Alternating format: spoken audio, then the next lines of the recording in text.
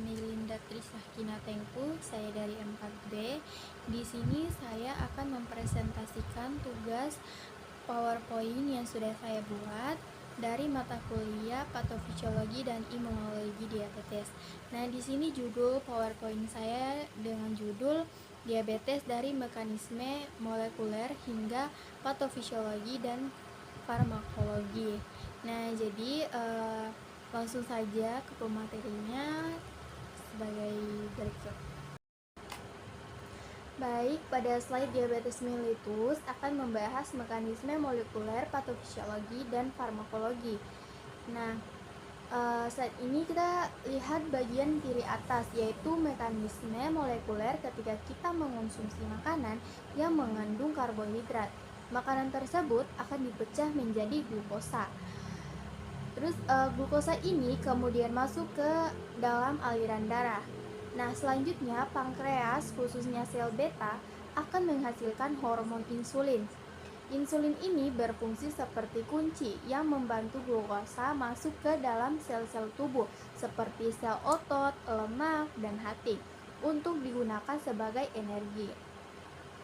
Namun pada kondisi diabetes terjadi gangguan karena insulin yang dikonsumsi kurang atau insulin tidak bekerja dengan baik, yang kita sebut resistensi insulin. Akibatnya, glukosa tidak bisa masuk ke dalam sel dan akhirnya menumpuk di dalam darah, sehingga terjadi hiperglikemia atau kadar gula darah tinggi. Nah, kemudian pada bagian kanan atas dijelaskan bahwa diabetes mellitus merupakan penyakit kronis, yang artinya penyakit ini berlangsung lama dan mempengaruhi metabolisme tubuh, termasuk karbohidrat, lemak, dan protein. Jika tidak dikontrol, kondisi ini dapat merusak berbagai organ tubuh. Kemudian, lalu pada bagian bawah kanan dijelaskan dampak diabetes terhadap kualitas hidup diabetes dan dapat menyebabkan berbagai komplikasi seperti gangguan mata atau renopati, kerusakan ginjal atau nefropati, kerusakan saraf atau neuropati, penyakit jantung, saraf luka kaki atau diabetik yang bisa berujung pada amputasi. Selanjutnya klasifikasi diabetes mellitus yang dimana terbagi atas 3, yaitu diabetes tipe 1, diabetes tipe 2, dan diabetes gestasional. Nah, untuk diabetes tipe 1 yaitu merupakan penyakit autoimun di mana sistem imun tubuh menyerang dan merusak sel beta pankreas. Akibatnya, tubuh tidak dapat memproduksi insulin atau produksinya sedikit.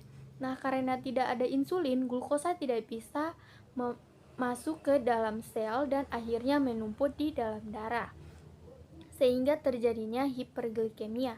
Biasanya DM tipe 1 muncul pada anak-anak atau usia muda dengan gejala yang muncul cepat dan cukup berat. Oleh karena itu, penderita membutuhkan terapi insulin seumur hidup. Untuk DM tipe 2, itu disebabkan oleh kombinasi antara resistensi insulin dan penurunan produksi insulin. Artinya, insulin sebenarnya masih ada, tetapi tidak bekerja secara efektif, sehingga sel-sel tubuh tidak memproses insulin dengan baik. Kondisi ini sering dikaitkan dengan obesitas, pola makan tidak sehat, dan kurangnya aktivitas fisik. Nah, awalnya pankreas masih memproduksi insulin, tetapi lama-kelamaan produksinya menurun. Akhirnya glukosa dalam darah tetap tinggi. Untuk diabetes gestasional yaitu terjadi selama kehamilan. Akibatnya perubahan hormon yang meningkat, resistensi insulin, hormon-hormon dari plasenta seperti estrogen, progesteron, dan kortisol dapat mengganggu kerja insulin. Selain itu, pankreas tidak mampu meningkatkan produksi insulin secara cukup untuk menyimbangi kondisi tersebut. Akibatnya, kadar glukosa darah meningkat metabolisme glukosa. Yang pertama, glikolisis. Glikolisis adalah proses pemecahan glukosa menjadi perufat di dalam sitoplasma sel. Pada proses ini dihasilkan energi dalam bentuk ATP yang digunakan untuk aktivitas. Nah, untuk glikogenesis yaitu proses penyimpanan glukosa dalam bentuk glikogen. Proses ini terjadi di hati dan otot. Ketika kadar glukosa darah sedang tinggi, misalnya setelah makan, tujuannya adalah menyimpan kelebihan glukosa untuk digunakan nanti. Untuk glikogenolisis adalah kebalikan dari glikogenesis, yaitu pemecahan glikogen menjadi glukosa. Proses ini terjadi ketika kadar glukosa darah rendah, sehingga tubuh membutuhkan tambahan energi glukosa yang dihasilkan kemudian dilepaskan ke dalam darah. Untuk yang keempat yaitu gluconeogenesis adalah proses pembentukan glukosa baru dari bahan non-karbohidrat seperti asam amino, laktat, dan gliserol.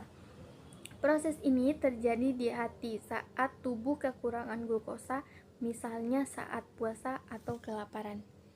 Nah, di sini ada tujuannya, yaitu tujuan utama dari metabolisme glukosa adalah menjaga kadar glukosa darah tetap dalam batas normal sehingga kebutuhan energi tubuh terpenuhi dan organ dapat berfungsi dengan baik. Terus kemudian juga ada kadar glukosa darah normal, yaitu untuk pada saat puasa yaitu sekitar 70 sampai 100 mg per desiliter. Untuk setelah makan yaitu kurang dari 140 mg per desiliter. Nah, adapun jika keseimbangan terganggu dapat terjadi hiperglikemia atau gula darah tinggi dan hipoglikemia yaitu gula darah rendah. Baik, selanjutnya masuk ke slide regulasi hormon. Nah, pertama kita lihat pada pankreas. Di dalam pankreas terdapat dua sel, yaitu sel beta dan sel alfa. Sel beta yang menghasilkan insulin, sedangkan sel alfa yang menghasilkan glukagon. Kedua hormon ini bekerja saling berlawanan, tetapi tujuannya sama, yaitu menjaga keseimbangan gula darah. Terus selanjutnya kita bahas insulin. Insulin dilepaskan saat kadar glukosa darah tinggi, misalnya setelah makan. Fungsinya membantu glukosa masuk ke dalam sel, terus menurunkan kadar gula darah, terus menyimpan kelebihan glukosa sebagai glikogen. Jadi insulin berperan dalam menurunkan kadar glukosa darah. Terus sebaliknya glukagon. Nah, glukagon dilepaskan saat kadar gula darah rendah, misalnya saat berpuasa. Fungsinya yaitu memecah glikogen menjadi glukosa, terus membentuk glukosa baru, sehingga kadar gula darah akan meningkat kembali. Nah, konsep pentingnya adalah keseimbangan. Insulin dan glikagon bekerja seperti timbangan, yaitu insulin menurunkan gula darah, glukagon menaikkan gula darah. Jika seimbang, maka kadar gula darah tetap normal. Masuk ke transport glukosa. Nah, di sini pada kondisi normal, yaitu pada kondisi normal ketika kadar glukosa darah meningkat, insulin akan dilepaskan. Yaitu yang pertama, insulin berikatan dengan reseptor di permukaan sel. Yang kedua, ikatan ini memicu perpindahan atau translokasi vesikel yang mengandung GLUT4 ke membran sel. Yang ketiga, GLUT4 yang berada di membran akan membantu glukosa masuk ke dalam sel. Terus akibatnya penyerapan glukosa meningkat, kadar glukosa darah menurun, dan glukosa digunakan sebagai sumber energi oleh sel.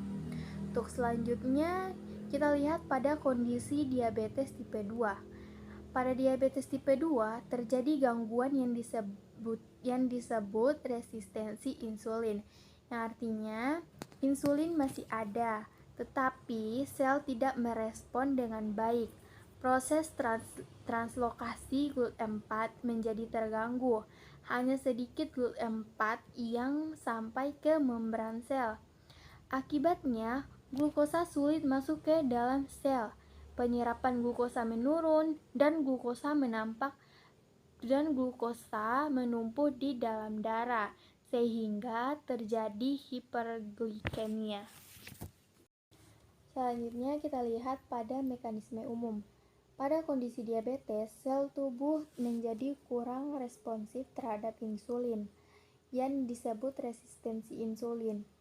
Selain itu, produksi insulin oleh sel beta pankreas juga bisa menurun atau bahkan tidak ada. Akibatnya, glukosa tidak dapat masuk ke dalam sel dan akhirnya menumpuk di dalam darah dan terjadilah hiperglikemia. Selanjutnya, diabetes tipe 1. Pada diabetes tipe 1 terjadi proses autoimun, di mana sistem imun menyerang dan merusak sel beta pankreas. Akibatnya, tubuh tidak dapat memproduksi insulin sama sekali.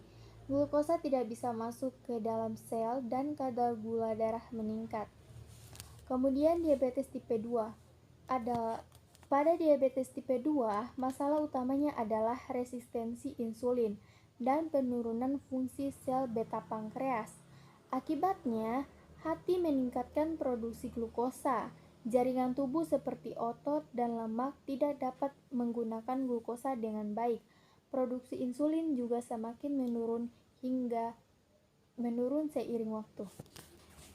Ada slide diagnosis dan terapi. Yang pertama, diagnosis dan terapi diabetes bertujuan untuk menegakkan diagnosis secara tepat, menentukan tipe diabetes, dan memberikan pengobatan yang sesuai. Yaitu ada HbA1c, yaitu menggambarkan rata-rata kadar glukosa darah selama 2-3 bulan terakhir. Terus ada GDP atau glukosa darah puasa, yaitu dilakukan setelah puasa minimal 8 jam. Kemudian ada GDS, yaitu gula darah sewaktu, yaitu dilakukan kapan saja tanpa harus berpuasa. Terus ada TTGO atau tes toleransi glukosa oral, yaitu dilakukan 2 jam setelah minum larutan glukosa. Kemudian ada pemeriksaan tambahan, yaitu C-peptida, yaitu menunjukkan kemampuan pankreas memproduksi insulin. Jika rendah, mengarah pada diabetes tipe 1, jika normal atau tinggi, mengarah ke diabetes tipe 2. Terus kemudian ada autoantibody, yaitu digunakan untuk mendeteksi proses autoimun, yang dimana jika positif yaitu mendukung diabetes tipe 1, jika negatif itu lebih ke diabetes tipe 2. Kemudian terapinya yaitu dimana untuk diabetes tipe 1 yaitu terapi utamanya itu insulin, yang dimana wajib seumur hidup. Tujuannya itu menggantikan insulin yang tidak diproduksi oleh tubuh. Terus kemudian ada diabetes tipe 2, yaitu terapi utamanya itu obat antidiabetes oral, misalnya metformin, dan hidup gaya sehat. Tujuannya meningkatkan sensitivitas insulin dan menurunkan produksi gula. Selanjutnya pada slide komplikasi dan pencegahan, yang dimana komplikasinya itu ada komplikasi mikroangiopati.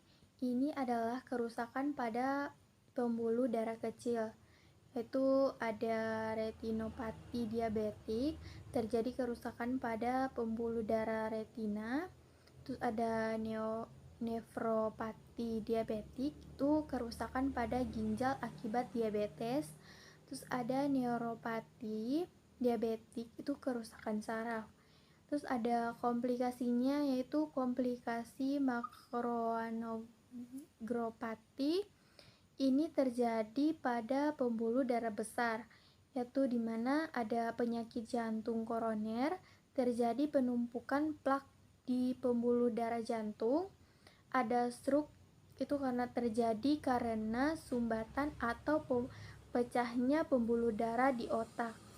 Terus di sini ada pencegahan, yang dimana pencegahannya itu dengan pola hidup sehat, yaitu perbanyak buah sayur, makan bergizi dan seimbang, dan batasi gula, garam, dan lainnya.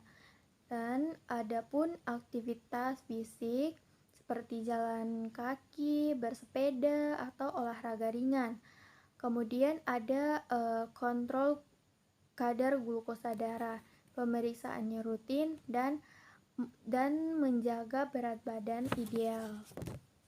Itu saja. Mungkin itu saja pemaparan materi dari saya. Kurang dan lebihnya saya mohon maaf. Saya akhiri. Wassalamualaikum warahmatullahi wabarakatuh.